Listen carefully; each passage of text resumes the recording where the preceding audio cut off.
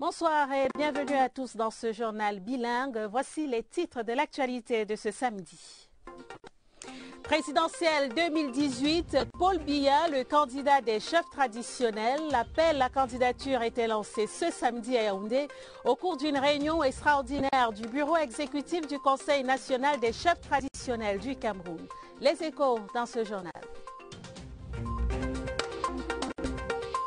Exit la deuxième session ordinaire de l'année législative 2018. Les travaux se sont achevés vendredi au Parlement sur une note de satisfaction générale. Bilan de la session et réaction des parlementaires dans ce journal.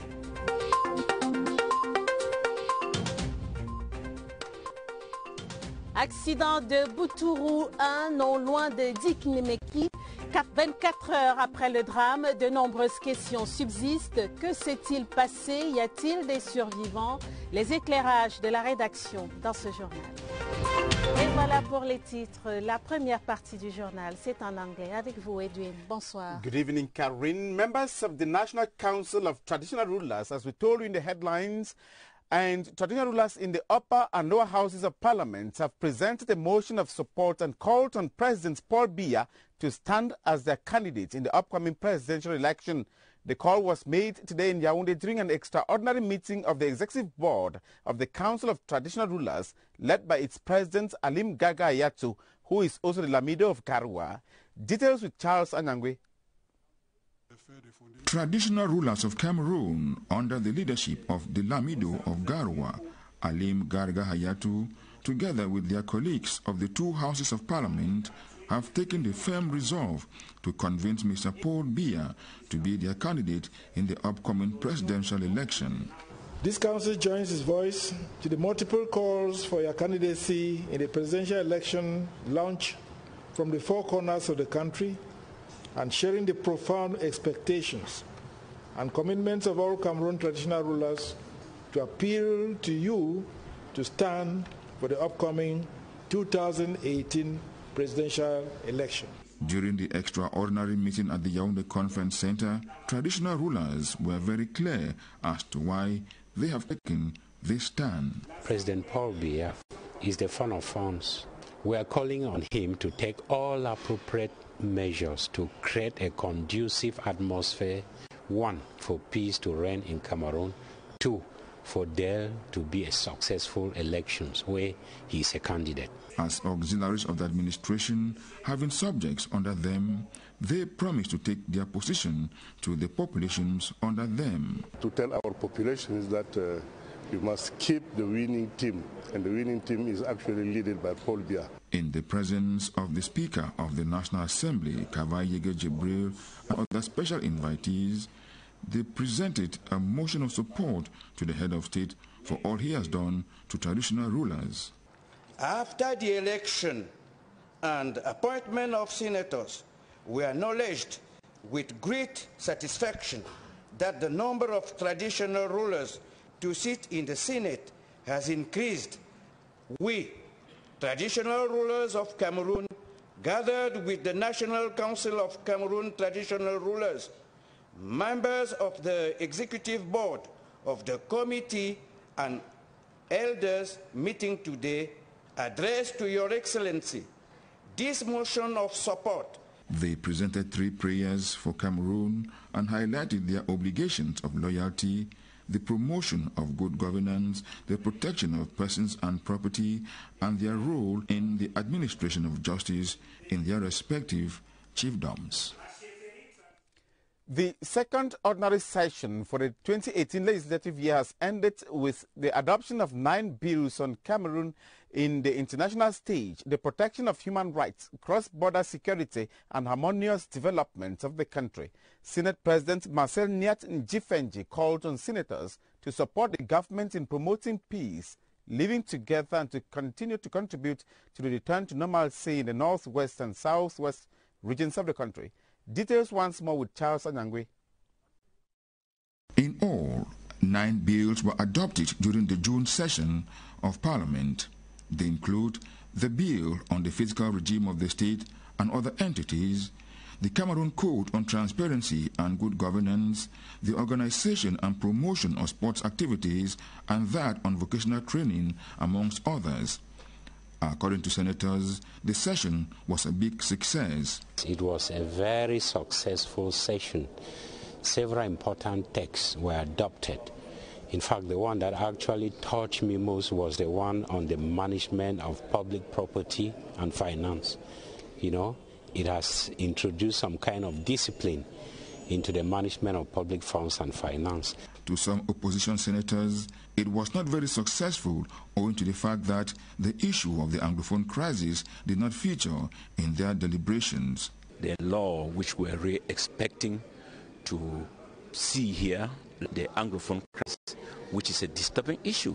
I'm just thinking, it's coming to an end today. How will I go back to my place? Exercising their constitutional duty of controlling government action, 2 question time plenary sittings were organized during which members of government received questions dealing with problems such as poaching, providing education for disabled children, amongst others. During the session, senators had the opportunity to interact with members of the audit bench of the Supreme Court during the 10th Exchange Forum on the bilingual annual report of this judicial body. As concerns parliamentary diplomacy, Senate President received some ambassadors and a delegation of the National Olympic Committee relating to the organization of the National School Games Dixiad built for Bafoussam in the West region. At the end of the June session of Parliament, senators left the Yaoundé Conference Center convinced that they have achieved their constitutional duties of voting bills and controlling government action. Members of the National Assembly have gone on recess after what can be described as an intense and exhaustive session that witnessed the adoption of 10 government bills. More than a dozen cabinet ministers were also quizzed on the functioning of their ministries during 4 question time at a seminar such as the Economic and Social Forum. Esther Kimatabot reports that the issues which came up during the session were quite varied. The June ordinary session of the 2018 legislative year goes into the annals of history as one that saw the extension of the mandates of members of the National Assembly by 12 months from October 15. Amongst the 10 bills adopted was that on the fiscal regime of the states and another on transparency and good governance in public finances. At first, it was the Finance Committee and the Ministry's handling. Now it's being enlarged to the audit bench, it's being enlarged to the civil society in the participation in budgetary management. They have introduced what they call a budgetary debate. The upheavals in the northwest and southwest regions, given some attention in the question time sittings, remain preoccupying. This is the way for me to talk to my brothers in the southwest and the northwest. Please, let's keep the peace, because when there's no peace, when the war starts, it's not easy to stop it, and then we will just lose. I think there's a possibility for us to talk. There's a possibility for us to dialogue. Where there are killings of soldiers, of civilians, where there are burnings and social crisis, nothing has formally been discussed.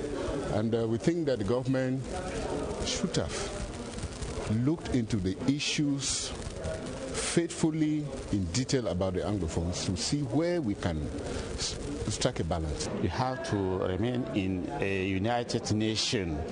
Every person will try to have the Cameroon united from the north to the south, from the east to the west. The questioning of Cameroon's sovereignty denounced by House Speaker Honorable Kavege Jibril and the people's right to choose their leaders was also harped on. We are going to have to choose the head of state of this nation. During this session, we gave our own view for the future of this nation. The people's representatives go on recess with a call to sow seeds of peace and living together.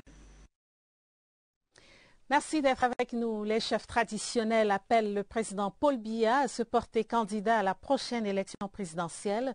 L'appel était lancé ce samedi à Yaoundé au cours d'une réunion extraordinaire du bureau exécutif du Conseil national des chefs traditionnels du Cameroun. Le président du Conseil, Sa Majesté Halim Garga Hayatou, a demandé à ses collègues de porter le message à toutes les populations placées sous leur autorité. Richard Talatodem.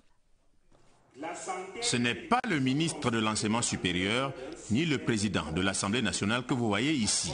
Ce sont le chef traditionnel de Kolandoum et le président d'honneur du Conseil national des chefs traditionnels du Cameroun. Leur Majesté Jacques Famdongo et Kavaye Yégué Djibril assistent à une réunion du bureau exécutif du Conseil au Palais des Congrès de Yaoundé, qui a un objectif bien précis. C'est de faire appel à la candidature du président de la République, son Excellence le président Paul Biya, pour lequel le peuple camerounais a déjà exprimé en grande partie son attachement. Avec des invités spéciaux comme le vice-premier ministre Amadou Ali ou le préfet de Mfundi, les gardiens de la tradition écoutent un exposé rappel sur leurs rôles et fonctions et cogitent sur la situation politique actuelle du pays et lancent cet appel. Le Conseil national des chefs traditionnels du Cameroun, ses démembrements régionaux, départementaux et communaux, vous exhorte et sollicite respectueusement votre candidature à la prochaine élection présidentielle de 2018.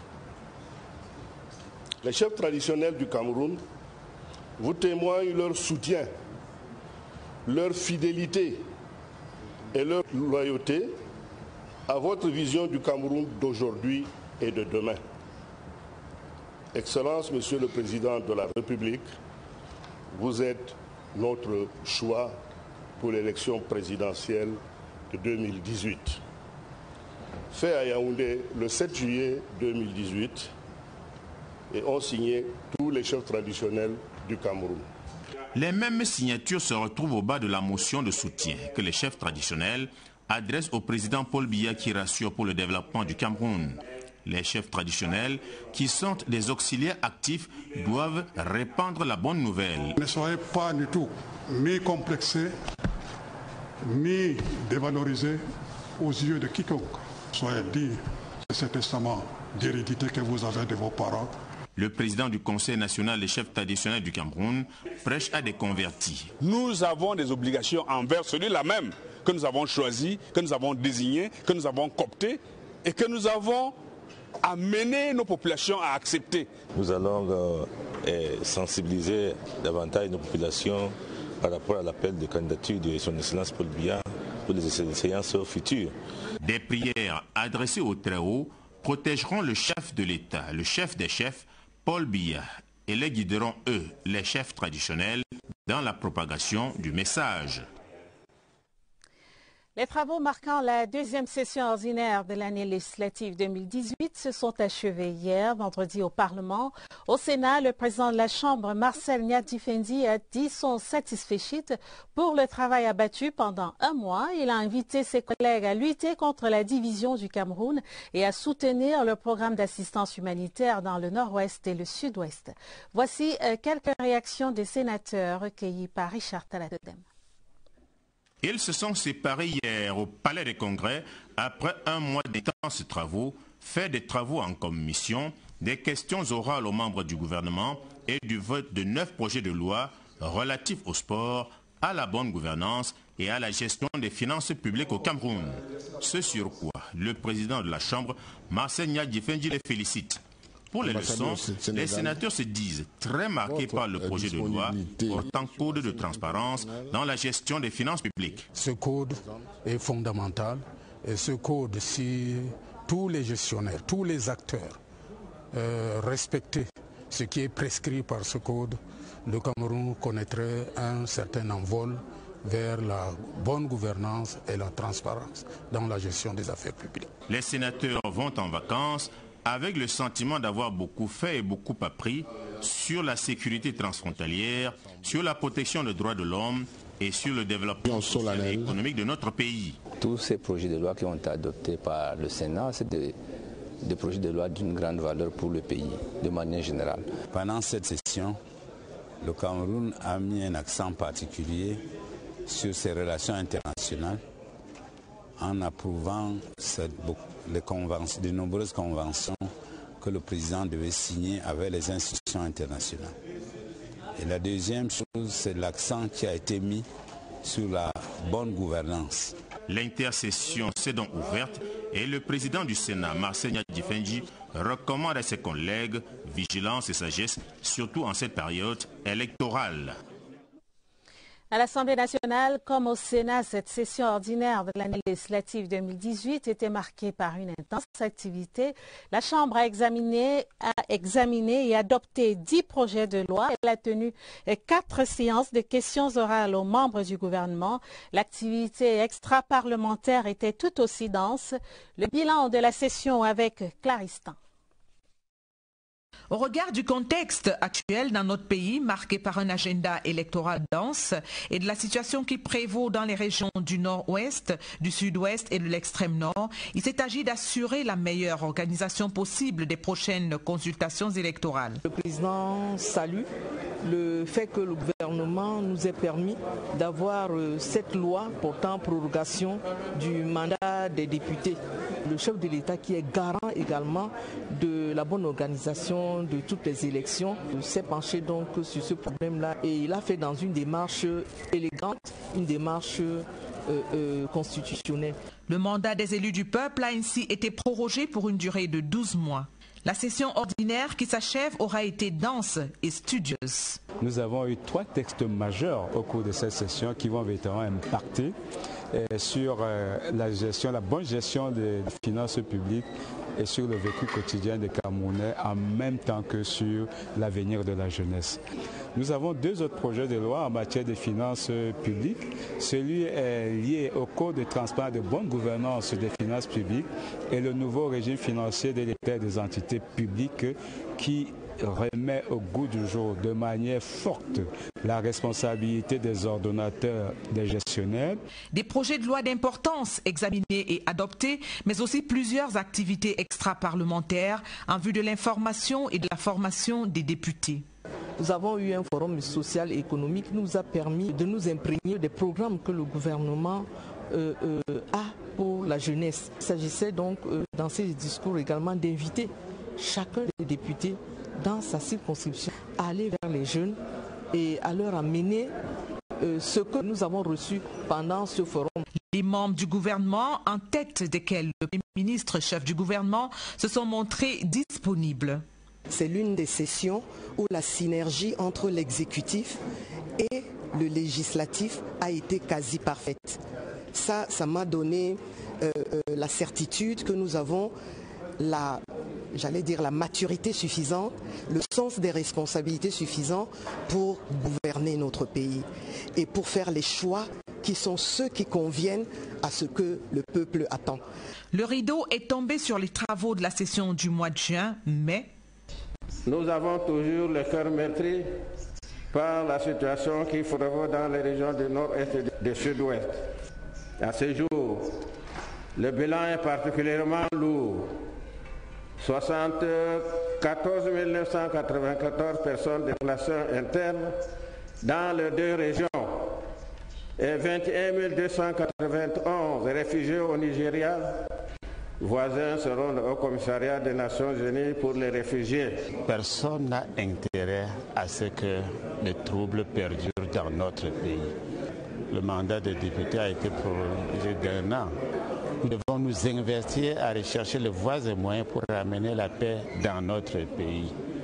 La représentation nationale invite à plus de solidarité et invite tous et chacun à s'investir pour que reviennent l'ordre, la paix et la sérénité dans les régions du nord-ouest et du sud-ouest.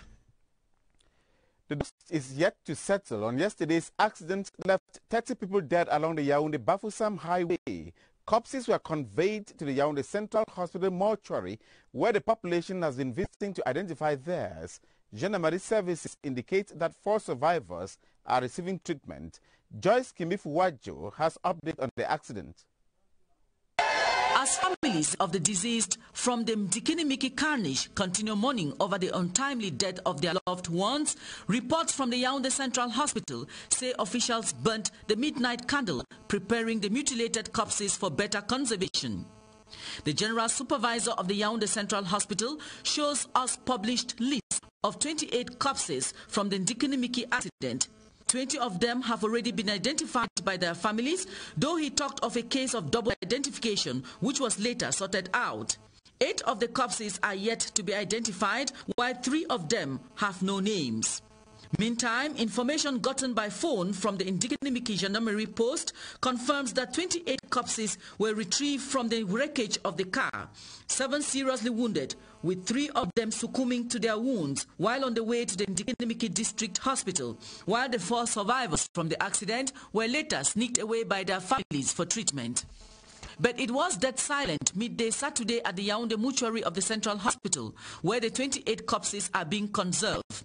Though we found no family members to talk to, the hospital officials are calling on the general public, especially those whose relatives traveled that night, to come and help with the identification so as to ease conservation and the eventual removal for burial. Meantime, the investigation announced by the Central Regional Governor is ongoing to identify the real cause of such an unfortunate happening.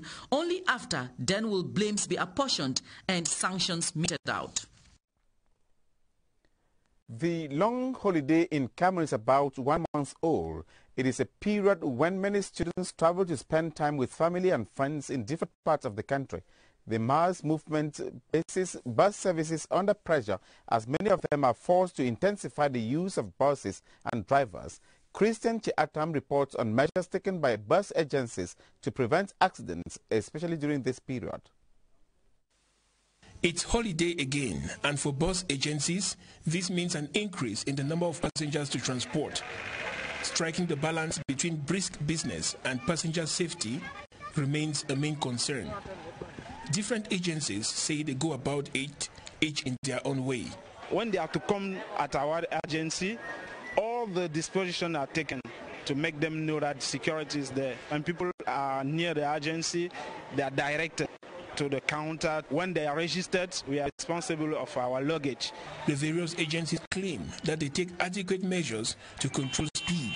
We have GPS, which is centralized to the direction of exploitation, checking drivers to know if there is a speed exceeded. We have people who are in that route, going and coming back to control. Transporting passengers over long distances could also be a challenge, which needs adequate measures, especially at this period. We have many drivers. A driver from Ngaoundéré is to stop in Bertoua. Bertoua, we have another driver who brings the bus in Yaoundé. In Yaoundé, we have the drivers who are there waiting for the bus to bring it to Douala. The drivers cannot feel tired. In front of the camera, everybody claims to take adequate measures to ensure road safety. How well these measures are implemented every step of the way remains the big question. 24 heures après l'hécatombe de Boutourou 1, une trentaine de morts dans un accident de la circulation routière, des questions demeurent, notamment qu'est-ce qui s'est passé cette nuit durant ce voyage finalement fatal et quel est le nombre exact de victimes. Serge Atangana-Bissot a essayé de reconstituer les derniers instants avant l'accident. Il fait le point également de la situation 24 heures après. Son reportage. Hier encore, vendredi, avant 5 heures, de sources gendarmes, il s'était une joyeuse compagnie comme celle-ci, partie de Yaoundé et se rendant en Bouddha. Ce samedi, voici ce qui reste du plus grand nombre. Une liste de 28, tous morts, sur les 35 embarqués par le coaster de Takala Voyage au quartier Carrière 3 heures plus tôt. Ces 28-là ont été reçus ici, morgue de l'hôpital central, où l'on a fait des heures sup jusqu'après minuit. Les corps étaient amochés au possible, conséquence d'un excès de vitesse peut-être involontaire. Le conducteur s'est endormi. Un survivant raconte même que quand le véhicule est sorti du virage, lui a tenté de le réveiller, en vain. Le coaster a ainsi fait 70 mètres dans la broussaille, survolé le cours d'eau de Boutourou 1 avant de finir sa course folle contre le béton de sûreté du pont sur la rivière. Le manifeste de bord 30 passagers, faux. Ils ont finalement embarqué 35. Des 7 qui n'ont pas péri sur le champ, 3 ont rendu l'âme à l'hôpital de district de Ndikinimeki. Les 4 derniers survivants ont été emportés par leur famille, arrivés sur les lieux. On ignore où. On espère pour des soins. Et le bébé survécu miraculeusement, un fantasme Facebook, un autre.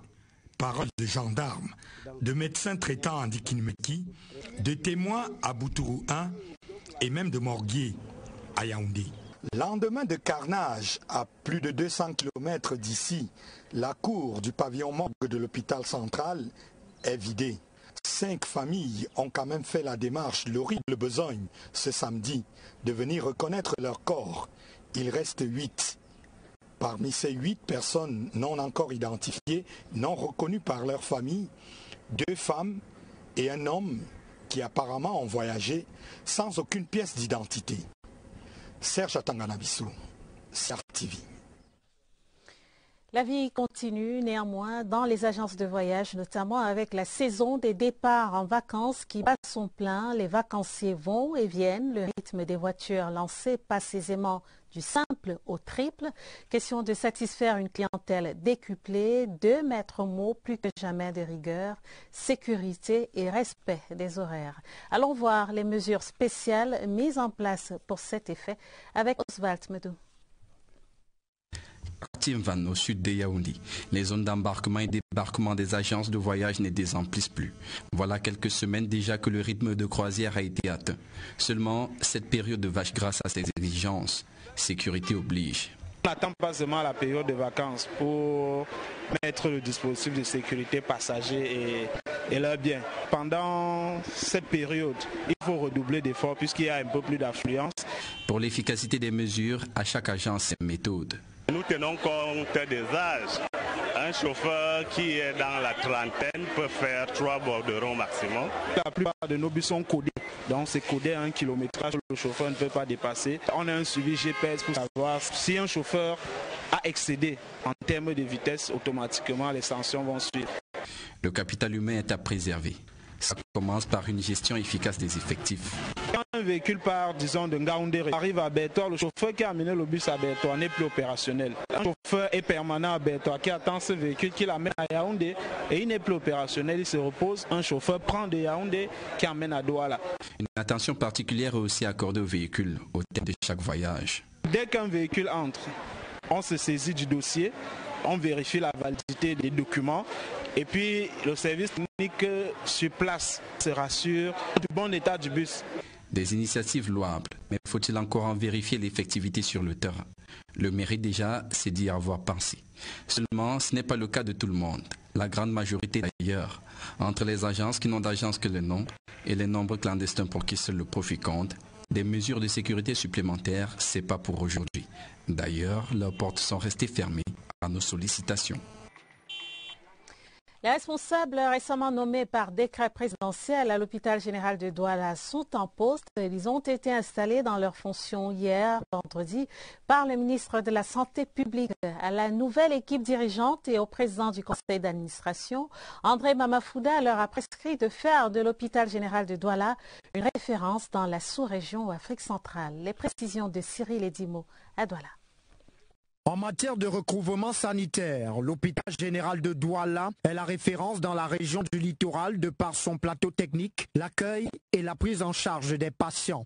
Mais les défis restent grands pour ces nouveaux responsables portés à la tête de cette institution hospitalière. Le ministre de la Santé publique prescrit alors une ordonnance de qualité supérieure à celle des femmes. Il faut que l'hôpital soit bien tenu, toujours propre, que les professionnels de santé qui travaillent soient à leur poste et fassent preuve de disponibilité envers les patients. Des recommandations que les promus intègrent avec la plus grande détermination. Il faut d'abord que les patients soient nos rois. Les patients doivent être nos rois. En deuxième lieu, il faut que l'hôpital soit toujours propre, accueillant. Il faut que les soins soient exemplaires et exempts. Nous devons être ouverts à l'innovation. Le directeur général, le professeur Henri Loumanamé et le docteur Calix Idapena, directeur général adjoint, se disent alors prêts à relever les défis qui les interpellent désormais. Des défis qui les appellent à positionner l'hôpital général de Douala comme une pièce majeure dans le schéma tactique de la CAN 2019. D'où la visite du chantier du plan d'urgence triennal par le ministre André Mamafouda pour clore cet instant. 65 millions de francs CFA, c'est la réponse en espèces sonnantes de la région de l'Est à la détresse de leurs frères des régions du Nord-Ouest et du Sud-Ouest. Les fonds ont été collectés ce samedi à Berthois. Dans la région de l'Est, le président de séance, le gouverneur Grégoire Vaux, a remercié les contributeurs du jour et invité les absents, élites et opérateurs économiques à rejoindre la chaîne de solidarité. Le reportage de Eli Omeondo, CRTV Est.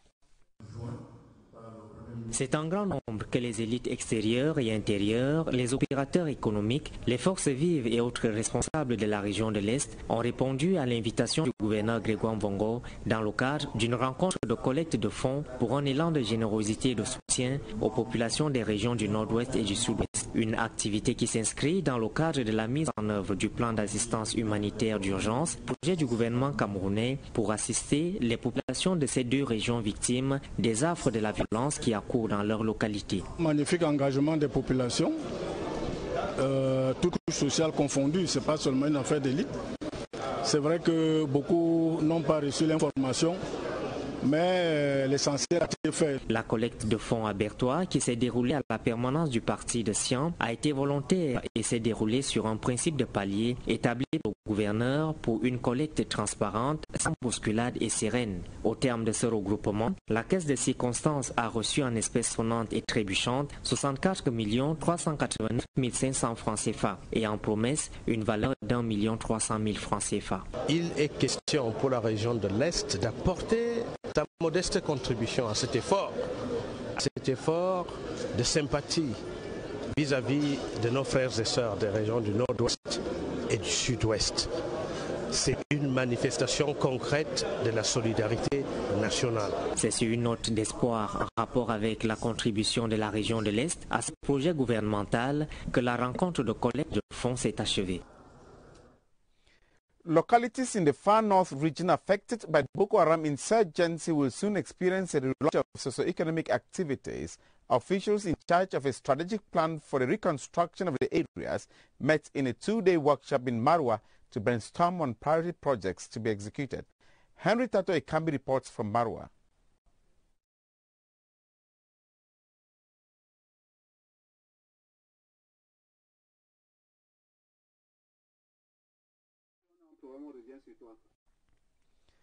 Apparently we have problems on the report by Henry Tato. Let's have the report from Marwa. Nigeria corridor as a transit to go and buy goods and sell in this region, who now instead takes the long journey from the far north to the north, then to Nigeria to get the same items. His cost of transportation increases, and so he shares the extra cost with his customers in the far north. That is just one out of the many challenges that the Boko Haram sect has brought to the economic, tourist, agricultural as well as other activities in this region. Yet with the gradual return of peace to this region, the powers that be have thought it wise to launch socio-economic activities in the 4 divisions that have been touched by the Boko Haram sect. And now we do think that everything is under control. The health service decide to organize population in order to reconstruct their economy. It is now left to these actors of this strategic plan that are mostly from the Ministry of Economy, Planning and Regional Development to work with the councils and deconcentrated cities to bring back life to normal in these localities in the far north. Construction work on the close to 52-kilometer stretch of the Babaju-Bamenda Road is intensifying and traffic flow controlled. The works are characterized by the opening up of embankments. Eric Langma-Wufo visited the Santa stretch and filed in this report. This is the stretch between the Santa Maitov Market and the entrance to GTH's Santa, as well as the road leading to Lake Awi. The caterpillars are opening up the embankments with the purpose of making the road visible. We are doing some cleaning on the road, on the embankment. If you are passed between Babaju and Kombu, you will see what they have already done there. We cannot just stand now and next day we are just putting tar on the road. They are preparing the platform on the road also. Technicians say the site to host the stone quarry pit is ready and that it will provide a platform for the crusher machine that is to come from Econa in the southwest region. This is where the gravel to be used on the road will be produced. The headwork is complete, so we are just waiting to the arrival of the crusher, which is coming from Econa. This installation is expected to start on 16th of July. A year following the launch of construction works here by Public Works Minister, the pace of works have been progressive. People are not supposed to doubt. They were thinking that why is that we're walking around the western region section and we're not walking in the northwest. The road has a starting point. It is at Babajo, so I had to start there, even though we're already jumped and entered Santana. On the almost 52-kilogram stretch of the Babajo-Bamenda road is divided into 3 parts.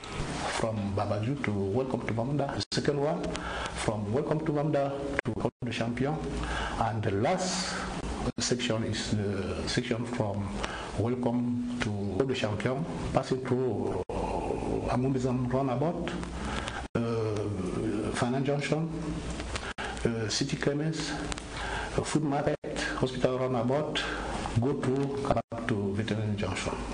The works so far have been characterized by the installation of works as well as the maintenance of traffic, and reworks will gain momentum in the days ahead. It should be noted that works on the Babajo-Bamenda stretch is expected to end by mid-2019.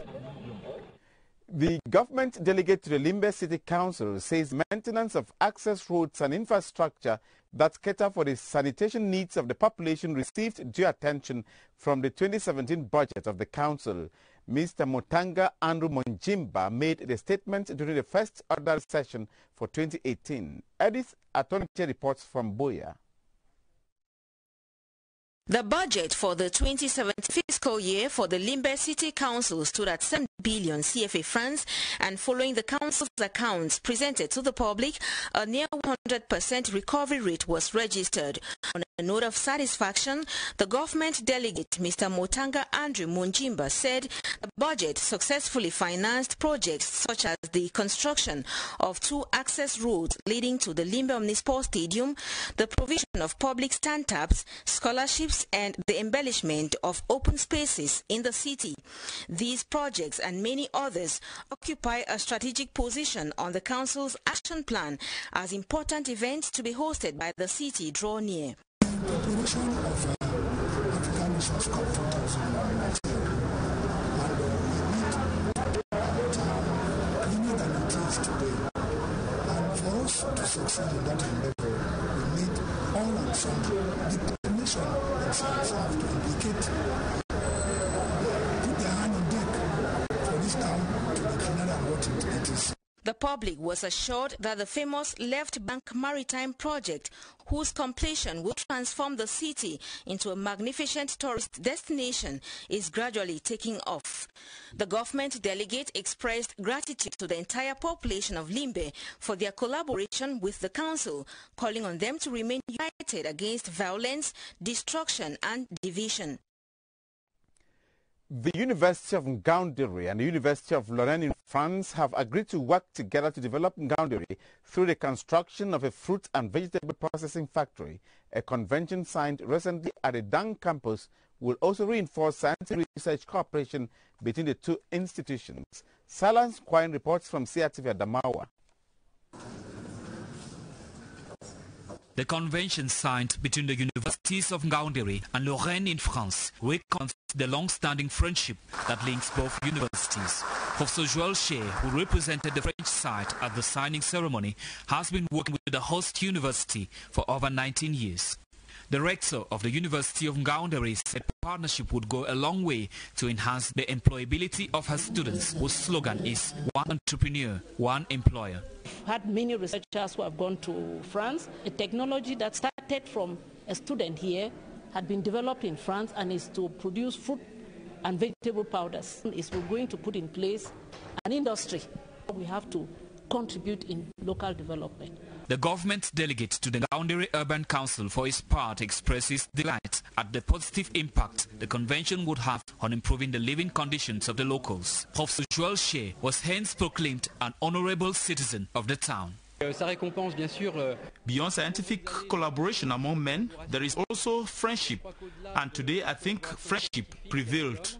Et il y a de l'amitié. The signing ceremony preceded a conference on innovation and self-employment organized as part of activities marking the first edition of the Science and Technology Days of the University of Ngaoundéré. Lutte contre les attaques terroristes par explosifs, les 36e et 37e promotions de l'EMIA sont les premières à bénéficier d'une formation pour la lutte contre les engins explosifs improvisés. 227 hommes au total viennent de recevoir leur parchemin de fin de stage au Centre spécialisé d'instruction, d'application et de perfectionnement du génie militaire à Douala. Le reportage de Daoud Mouliam. Ils sont 227 aspirants, dont 174 de la 36e promotion et 55 anciens militaires de la promotion cadette de l'école militaire interarmée. Ils sont les premiers à avoir été formés à la lutte contre les engins explosifs improvisés. Au bout de 3 semaines de stage, ils ont acquis les rudiments et compétences pour venir à bout de cette nouvelle et récurrente technique d'attaque terroriste. Les mines, l'usage des mines a pris un coup. Et nous devons nous adapter à la nouvelle menace. Les nouvelles compétences acquises par ces imminents officiers leur permettront de sensibiliser leur section sur les techniques, tactiques, procédures et manœuvres dans un environnement d'engins explosifs improvisés. Ils pourront par ailleurs assister leur hiérarchie dans la mise en œuvre des explosifs et artifices en toute sécurité. Au sortir de ce stage, l'officier que nous sommes désormais, nous serons capables de planifier, de conduire, de coordonner, de contrôler et même de conseiller le commandement en matière d'engins explosifs improvisés. La cérémonie de remise des parchemins de ce jour a été précédée d'une dernière activité sportive couronnée par une marche au commandement. Et parce que la menace des engins explosifs improvisés est évolutive et permanente, une actualisation de ces connaissances est requise dans un contexte où la menace globale appelle à des stratégies globales, mais surtout à des actions locales. Mention bien pour les entreprises conduisant aux travaux de réhabilitation des digues sur le fleuve Logon et le lac de Maga respectivement. Une délégation du comité de pilotage du projet d'urgence de lutte contre les inondations a fait le tour des chantiers jeudi. La note de satisfaction laisse croire que les inondations, bientôt on en parlera plus qu'au passé. Aladji Mustafa, CRTV Extrême Nord. Des engins à l'œuvre pour réhabiliter la digue du fleuve Logon, celle du lac de Maga, ainsi que ses ouvrages connexes. Nous sommes dans le département du Mayo-Danaï et les travaux sont réalisés à près de 70%. Nous avons 27 km de digues, barrages qui ont été complètement faits. Et au niveau de radier déversoir de pousse, nous avons fini le radier sur 750 mètres linéaires. Au niveau de la protection des berges du Logon, nous sommes partis de 7 points critiques au départ du projet à 19 points critiques. Pour le moment, nous sommes à plus de 1200 mètres linéaires de protection des berges par enrochement. Au niveau du lac de Maga, nous avons en tout 8 km de protection en enrochement. Mais faute de ressources, nous sommes en train de nous concentrer sur 4 km par enrochement. Des dispositifs hydro et météo sont déjà mis. Des travaux qui ont pris un coup d'accélérateur malgré les difficultés rencontrées par le projet. Les problèmes de décompte, chacun est en train de bousculer pour que les paiements soient faits afin que les travaux ne soient pas bloqués. Nous avons aussi la pluie. Les travaux, on voudrait que ça soit achevé au plus tard le 28 février. Et je crois qu'on va pouvoir tenir le délai. Un chantier financé à hauteur de 54 milliards de francs CFA par la Banque mondiale et le Cameroun et qui vise à barrer la course aux inondations dans cette partie du pays. Après la visite des travaux, le comité de pilotage du PULSI est satisfait. Le PULSI vient de réaliser le projet de plus de 65%, donc je suis vraiment satisfait de ce que j'ai vu. Cette descente sur le terrain est précédée de la tenue des travaux de la 10e session du comité de pilotage du PULSI qui se sont tenus à Maroua. Défilés sociaux déployés dans le Nord contre la pauvreté. La réunion d'évaluation du dispositif 6 mois après vient de se tenir à Garoua. Au terme des travaux, il semble bien que le projet Filets sociaux remplit sa mission. La pauvreté recule dans le Nord. Ousmane Assanda à Garoua. Cette rencontre entre le sommet et la base permet d'évaluer les activités du projet et les difficultés rencontrées durant les 6 premiers mois de l'année. Sur le terrain, les activités avancent normalement. Il y a 2000 bénéficiaires de cash transfert et il y a eu 2000 bénéficiaires de Timon dans le travail à haute intensité de main-d'œuvre. Déjà, on a eu à faire 6 paiements pour les 1000 bénéficiaires où tous ces bénéficiaires ont eu une formation en AGR et ont perçu une somme de 80 000 pour relancer leur activité et sortir de leur pauvreté. Des activités qui ont un impact sur le quotidien des bénéficiaires. Nous avons vu les bénéficiaires au début des paiements, on voyait la misère. Mais lorsqu'on a fait 4-5 paiements, lorsque vous revenez voir les mêmes femmes, vous réalisez qu'elles sont devenues propres. Et le projet n'entend pas s'arrêter en chemin. Le meilleur est encore à venir. La Banque mondiale vient de nous accorder encore un appui consistant de 60 millions de dollars qui nous permettront d'intensifier le projet dans les 3 régions septentrionales. Le projet Filets sociaux, lancé en 2006, financé par la Banque mondiale et le Cameroun, vise à lutter contre l'extrême pauvreté. Présent aujourd'hui dans cette région, il compte s'étendre sur l'ensemble du pays d'ici 2020. Lutte contre l'érosion et la désertification dans l'Adamawa, 52 plants en anacardier viennent d'être mis en terre à l'école publique Groupe 4 de Mbé. C'était sous la houlette du ministère de l'économie en partenariat avec le comité régional de lutte contre la sécheresse. Reportage Lydie Firita, CRTV Adamawa. Considéré comme étant le premier front de déforestation dans la région de l'Adamawa, l'arrondissement de Mbé est exposé au fil des jours à la désertification et à la sécheresse. C'est donc pour relever ces nombreux défis que le MINEPAT vient de lancer la phase pilote de reboisement productif dans cette localité. La lutte contre les effets néfastes du climat n'est pas une affaire c'est une affaire commune. Donc nous, au MINEPAT, on a mis sur pied un groupe de travail. Pour la première expérience dans la zone, 52 plants d'anacardiers ont été mis en terre dans la cour de l'école publique Groupe 4 de Mbé. Une plante qui joue non seulement plusieurs fonctions, mais également adaptée au sol. C'est la protection de l'environnement, de l'écologie. Il permet donc de fixer les sols contre l'érosion. Son système d'enracinement permet donc de limiter l'érosion. Son feuillage est persistant, c'est-à-dire qu'il ne perd pas ses feuilles. Également, il limite donc l'ensoleillement, un fort rayonnement au niveau du sol. Et il n'est pas nuisible. Il permet de produire des revenus à travers la production des noix d'anacarde. Des jeunes volontaires du service civique national du village pionnier Karnamanga ont pris l'engagement de veiller sur ces plantes jusqu'à leur évolution.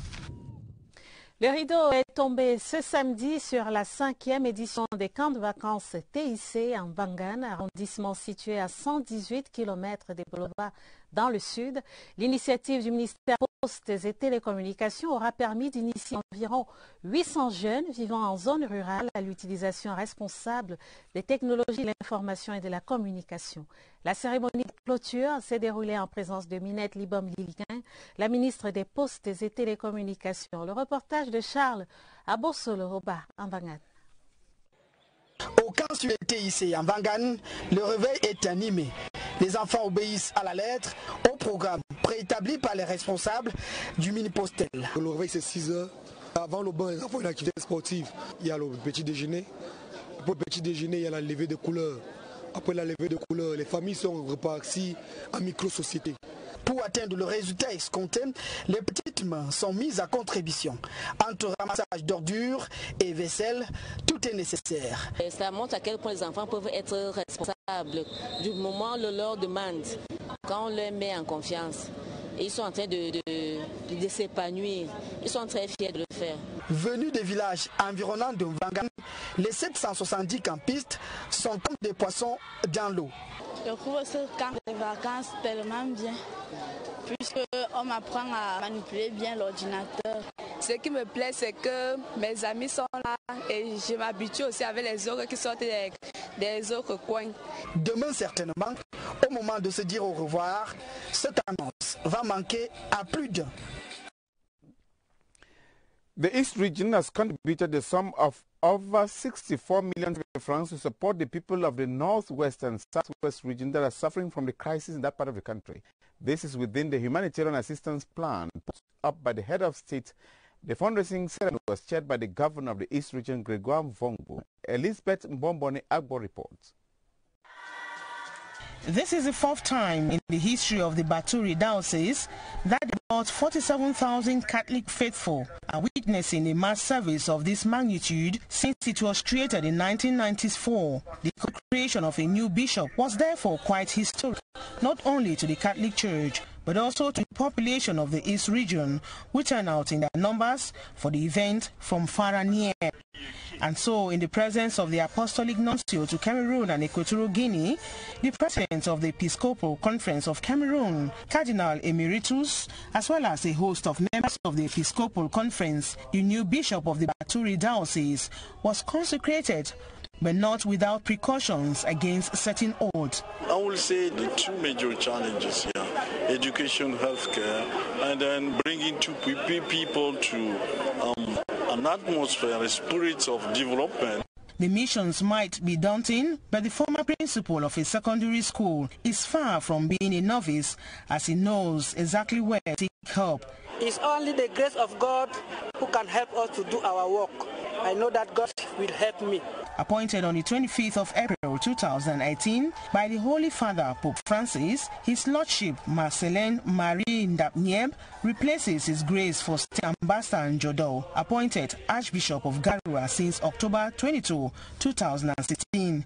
This Saturday's consecration was also attended by the Minister of Territorial Administration, personal representative of the head of state, Mr. Paul Atanganji, as well as his governor, Mr. Gregoire Mvogo. And we're sorry for that mix-up there. That was the consecration of a new bishop of Baturi, Monsignor Marcelin Marie Ndapnieb, in the presence of the Apostolic Nuncio to Cameroon. The report was sent to us by Patiako Difang. The president of the Mfundi 1 section of the CPDM, Marie Abuna, has called on party supporters to get registered on the electoral list so as to guarantee victory for their candidate Paul Biya in the upcoming presidential election. This was during a mobilization campaign at the Mangue subsection in Yaoundé. Yoti Kale Lisonge was there. As a man of the people, the section president Jean-Marie Abuna communed with the party supporters of the Mangue subsection, to whom he passed through messages of massive mobilization and determination as they look forward for victory for their candidate in the upcoming presidential election. The Mangue subsection counts 43 grassroots committees and so far has registered 15,000 potential voters. We are on the eve of important dates in our country, and the CPDM needs to be at its best to guarantee 100% victory for our national president. Comrades who are not yet registered on voters' lists have been encouraged to go and register. The awareness-raising and mobilization campaign was also an opportunity to address some of the problems raised by supporters of the subsection, the most prominent being youth unemployment. The gifts are to help our comrades solve problems that arise in some of our quarters and compounds, especially for hygiene and clean-up campaigns. To show the appreciation of the section president's gesture, gifts were also handed over to him as well as cacao from the Muslim community in Mangue. In the Northwest region, the national chairman of the Bamenda headquartered United Democratic Party, Elhaj Lawan Bako, has called on President Paul Biya to be the people's candidate for the 2018 presidential election. His statement is found in the declaration dubbed Bamenda Call. We have details with Ngonige Swabun Shari in Bamenda. It was with pomp and fanfare that the national chairman of the United Democratic Party, Elhaj Lawan Bako, convened the press corps in Bamenda to make known his party's choice of candidate for the upcoming presidential election. Speaking in his double capacity as UDP chairman and spokesperson of the presidential majority, of which his party is a frontline member, Elhaj Lawan Bako entreated President Biya to accept the call of the Cameroonian people to be their presidential candidate in 2018. The United Democratic Party today comes out clearly to say President Paul Biya is not only a president candidate, but the people of Cameroon candidate, because he has done much for this country. He's still doing much. He's still preparing to do something important because he knows where the shoe pinches. The UDP chair also used the occasion to salute the emergency humanitarian assistance plan initiated by the head of state. We hope those assigned to handle that plan should not embezzle the money. Elhaj Lawan Bako equally prayed for a speedy end to the socio-political crisis in the northwest and southwest regions. L'écologie dans ce journal, l'inspecteur de police de premier grade Tagny Chakunte Alain Roméo a été inhumé ce samedi. L'infortuné est tombé sous les balles des terroristes sécessionnistes à Bamenda le 21 juin dernier. Levée de corps et honneurs militaires ont ponctué l'hommage de la nation vendredi à Bafoussam sous la présidence du gouverneur de la région à Wafonka Augustin. Compte rendu Jean Armstrong Diou à Bafoussam. Après près de 16 ans à servir avec loyalisme et dévouement à la police, l'inspecteur de premier grade Tagny Chakunte Alain Roméo a été assassiné le 21 juin dernier à Bamenda par les lâches sécessionnistes terroristes. Il était en service commandé. À la mort, la mise en bière et la levée de corps, les larmes n'ont pas pu être contenues malgré le cachet solennel et officiel qui entourait la cérémonie. La nation reconnaissante pour le policier de 42 ans, le gouverneur Rawa Fonka Augustine lui décerne la médaille de la vaillance publique à l'ordre de la sûreté nationale au nom du président de la République.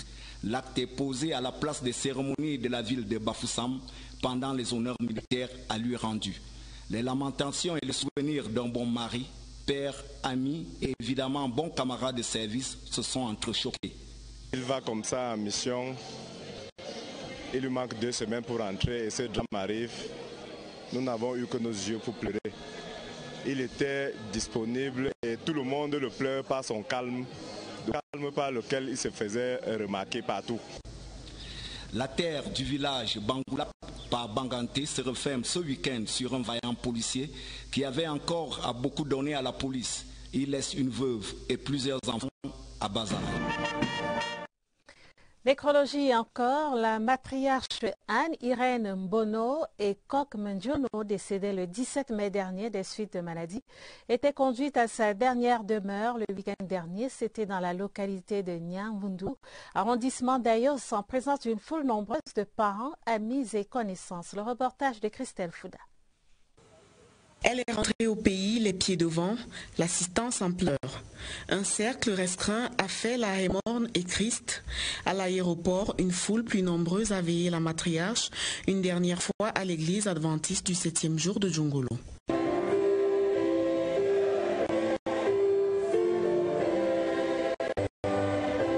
Anne-Irène Mbono et Bok Mundjongo aura ensuite droit à une levée de corps en terre de ses aïeux. La mère, grand-mère, arrière-grand-mère, Nanga Iboko, la digne épouse Yobokolo de 79 ans, peut enfin entamer l'ultime partie du dernier voyage, un parcours fleuri d'hommages. Maman est partie, que la terre de nos aïeux l'accueille et que le Seigneur la reçoive dans son royaume. C'est une fervente croyante adventiste qui est décédée à Paris le 27 mai dernier. Il y a des usages en de telles circonstances, le clin d'œil éploré à l'Éternel, un énième culte, une recommandation de plus pour celle qui est toujours restée au service. Notre mère, notre grand-mère, notre arrière-grand-mère qui part nous a laissé un grand souvenir, le souvenir d'amour, le souvenir de croire et de connaître que c'est seul Dieu qui est tout pour chacun. Et cette leçon nous permet, nous qui restons, de copier son exemple qu'elle a laissé. Au bord du tombeau, enfin, une vingtaine de petits-fils, presque autant d'arrière-petits-fils, leur mémé en se promettant secrètement, individuellement, que son vrai tombeau se sera dans leur cœur déchiré. En culture, première édition du festival culturel du Mayo-Tchanaga. L'événement a eu lieu récemment à Yaoundé à l'initiative des ressortissants de ce département. Un grand rendez-vous culturel qui vise à promouvoir le savoir-faire culturel des fils et filles du Mayo-Tchanaga. Reportage Laurent Sokalia. C'est en chants et danses qu'ils sont venus du Mayo-Tchanaga dans l'extrême nord Cameroun pour célébrer leur culture. En 3 jours, ils ont fait le tour entre les groupes de célèbres dans leur contrée et leurs talents traditionnels, chers à leurs valeurs. Le but, c'est d'abord de renforcer la solidarité entre les fils de Maït Sanaga. Deuxièmement, comme nous pouvons le dire, c'est montrer de quoi nous sommes capables en matière de culture. Auteurs de l'événement ont côtoyé celle des valeurs traditionnelles du Mayo Tchanaga.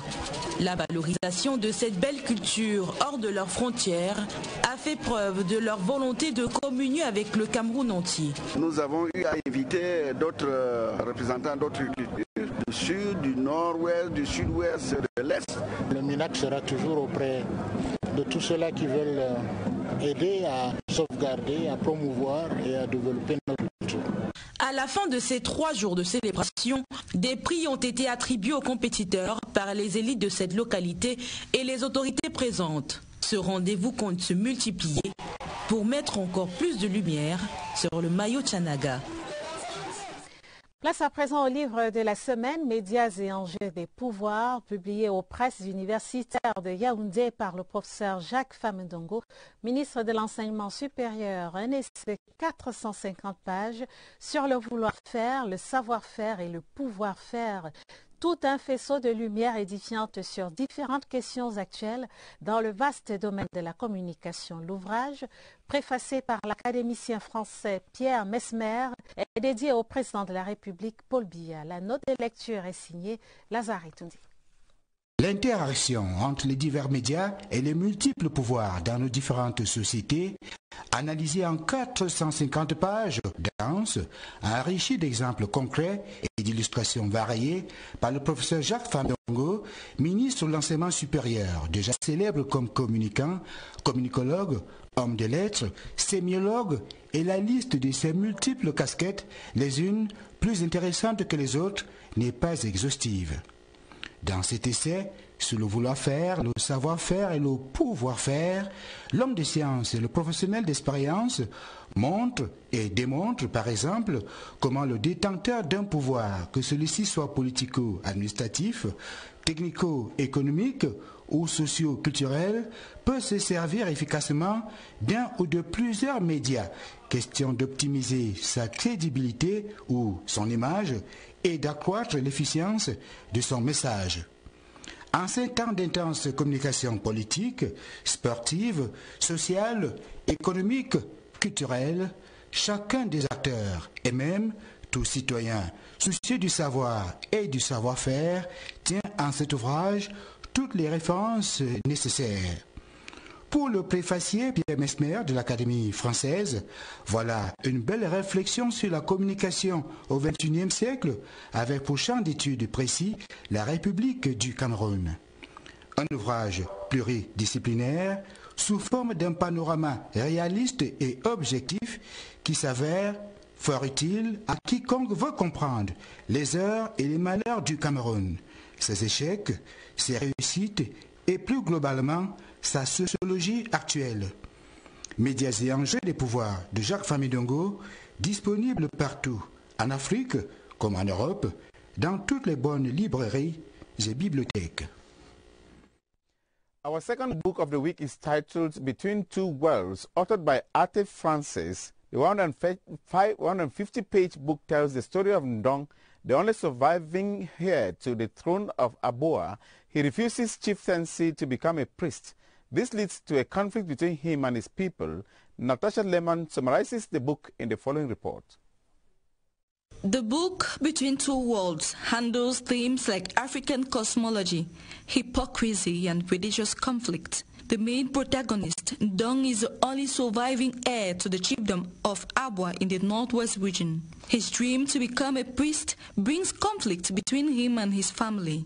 In the face of mounting pressure from his relatives for him to embrace tradition, Ndong runs away with his mentor, the white priest, to the white man's land where he is ordained priest. His disappearance causes the death of his uncle, who before dying promises to kill him if on his return to the village fails to inherit the throne and offer sacrifices to the ancestors.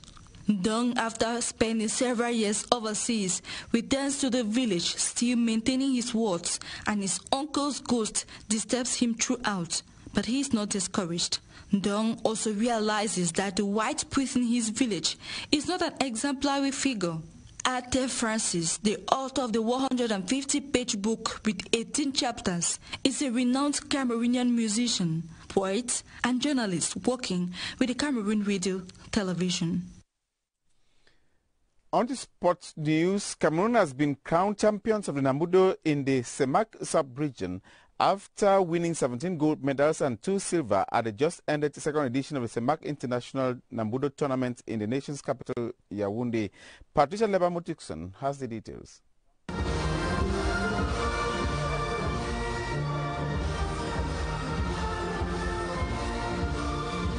17 times the national anthem of Cameroon resounded at a sports complex this Saturday as the host country maintained supremacy and still holds its title of Semak champions in the discipline of Nambudo.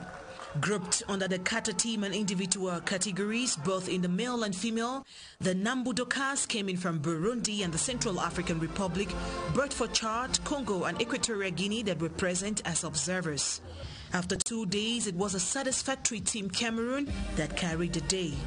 I'm very happy because the preparation of these competitions was so hard, and I'm very proud of myself.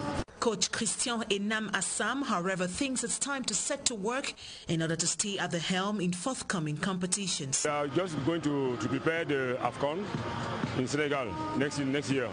We are going to detect all the talents in all over the country, and we're going to select the best.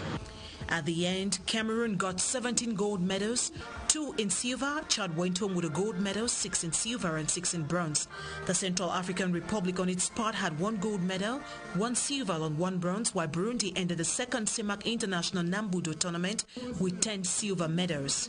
The Nambudo family then paid a courtesy visit to the Minister of Sports and Physical Education to express their gratitude to government for ensuring a hitch-free tournament. And in the second match today, Croatia beat host country Russia to be another country to qualify for the quarterfinals of that encounter. Semi-finals, I mean to say. Le gouverneur de la région du littoral, président du COCAN, sur les chantiers des infrastructures sportives de la CAN 2019 à Douala, Samuel Dieudonné Hadibois, qui s'est rendu tour à tour à Japoma, Mbapelepe, Bepanda et Bonamoussadi, s'est dit satisfait de l'avancement des travaux. Dans la suite du gouverneur, notre reporter Gaël Moudio dédie. Le tour marathon des infrastructures sportives en construction à Douala démarre par Japoma. Présentation en salle, puis la visite du chantier. Les stades d'entraînement attendent le gazon. Les tribunes sont terminées. Les travaux des autres infrastructures du complexe sont en cours. Ceux des voies d'accès aussi. Taux de réalisation des travaux, 51%. Puis c'est au tour de Mbapelepe, à 38% de taux d'exécution. La même chose que Bonamoussadi. Les 2 infrastructures visitées sont jumelles et avancent à bon rythme selon l'assistance à maîtrise d'ouvrage. Si Mbapelepe pose un problème d'accès sur l'avant gauche à réaliser, à Bonamoussadi, il faut engager des camions avec une plus grande célérité. Quant au stade omnisport de Bepanda, ses plus fidèles ne le reconnaîtraient pas. Dénudé, nettoyé, il a commencé sa métamorphose. 20% de taux de réalisation des travaux. On travaille de toutes parts, la base vie est en cours d'installation, la centrale à béton est à 100% et le dessous des gradins se prépare au renforcement de ses piliers. Autant dire une visite satisfaisante. Les craintes de départ ont été déjà dissipées. Et nous saluons déjà du côté de Japoma que les effectifs sont tels qu'on ne puisse pas avoir du souci puisque là-bas ils travaillent 24/24. Bon, pour les autres chantiers, nous souhaitons qu'il y ait un peu plus de personnel pour que nous ne soyons pas rattrapés par les délais. Une recommandation tout de même, célérité et célérité encore. And that ends the 9:30 bilingual news written by Serge Atangana Biso and Donina Nyongo. Karine Olivia Bitts and myself, Edwin Kinziga, will be here again tomorrow for another edition of the news. Stay tuned to CRTV programs. The best is to come. Tomorrow, Karine. À demain, Edwin. Excellente soirée. Accompagnez notre programme, madame, monsieur. À demain, 28h30.